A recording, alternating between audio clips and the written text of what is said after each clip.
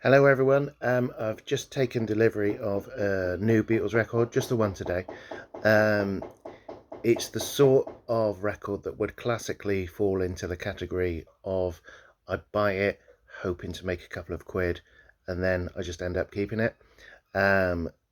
So we'll see about that. It's not one that I've ever seen before, so it is quite a rarity. It's not often that I say it's not one that I've ever seen before, especially if we're talking about UK pressings, but this is, I'd say, quite a rare record, so I hope you enjoy it.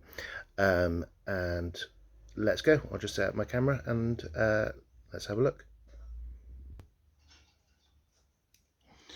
Okay. Quite loosely packaged, this one.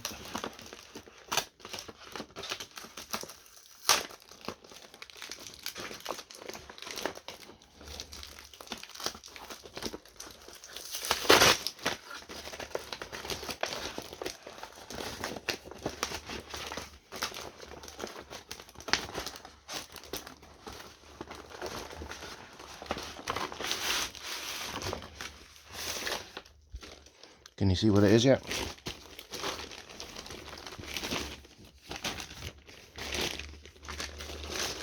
Okay, so let's have a look at the front of the sleeve first. It's looking in nice order, very nice order actually.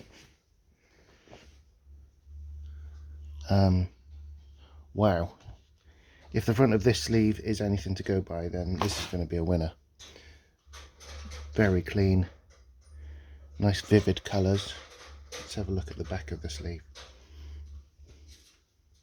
So as you can see, it's a UK mono press. Strong, clean flip backs. Nice, clean white back panel. It's a Garrett and Lofthouse version. Let's have a look at the spine. Wow, look at that.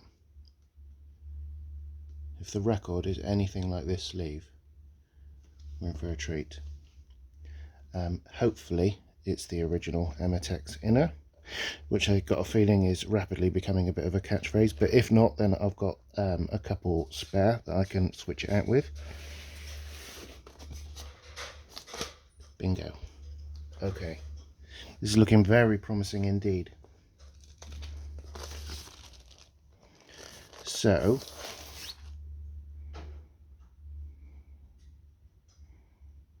here is side 1, or side A as I prefer to call it. It's had a bit of wear. See a mark there, and there, there. It's, I must admit, not quite as good as the sleeve, but it's not alarmingly awful either. And can you see if I can catch the light? You might have to take my word for it. It's a -4 copy on side A.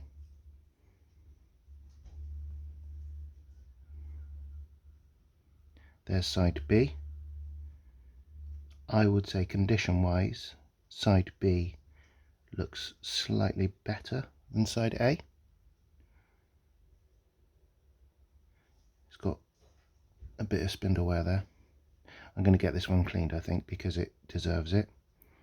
And look, the reason the reason I'm saying it's such a rarity is that it's -1 on side B. So it's the loud cut on side B and the standard first pressing on side A. I'm not sure whether these were ever really intended for release. It seems possible that they weren't. It's a nice flat disc. And yeah, I've never had one of these before. You could almost make a case that they're actually slightly cooler than a loud cut, because you can compare the sound from side A to side B. So I'm going to take that to get professionally cleaned before I listen to it.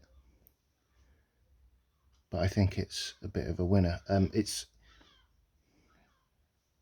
It's unfortunate that the record isn't quite as lovely as as the sleeve, but I think it should scrub up quite nice anyway. Am I going to keep it or am I going to sell it? I don't know. Depends on how much I could get for it. Interestingly enough, I watched my rubber sole collection video just before I started to film this to see what was going on back then, and it transpires that I've actually sold one of my copies of Rubber Soul that I showed you on that video.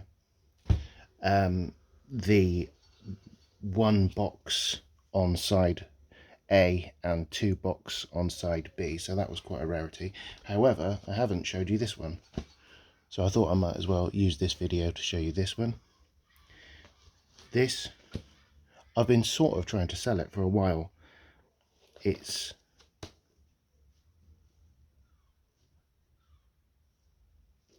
a German copy, and I think it's a second pressing. It's not often I say this, but I think I paid slightly over the odds for it. Hence me still having it. But as you can see, it's a lovely copy. That's side A. That's side B. It sounds really good. And I've sort of kept on to it. I kept hold of it because although I've got a stereo copy, which is an American copy, this one of course sounds much better, and it's got the full track listing on it. And let me show you something else. It's got a misprint there. I'm looking through you without the H at the end of through. Yeah, I do think I paid slightly over the odds for that, but it's nice anyway. So do I keep this one? Bearing in mind that I've got a -4 copy with different labels on either sides, and I've also got a loud cut. I'm not sure. I think really the only copy of Rubber Soul really I should have on my shopping list is a stereo UK copy, in which case I will probably get rid of this one. But we'll see about this one. I will probably start bidding at, I don't know, 26 quid and see if I get any takers. That's after I get this cleaned, which I think is pretty good value. So we'll see. I might well end up keeping it because I've noticed that over the last couple of weeks the eBay market has actually been a little bit stagnant. I don't know whether that's to do with the sun being out and people not listening to records or whatever, but it's not the end of the world because I've got a bit of a golden rule in that I never spend a whole lot on records, and I'd never buy records that I wouldn't be happy to keep anyway. I've just noticed actually that there's a misprint on this. It's got an extra dot on side A there, sold in .u.k, and it's printed properly on side B. So that, I think that might actually make it a bit of a discogs buster. So we'll see. Is it worth anything? I don't know. Put a comment in the comments box. Anyway, if you enjoyed that video, please like and subscribe, and I'll see you again soon, no doubt. I hope you enjoyed that video. Cheers everybody. Goodbye.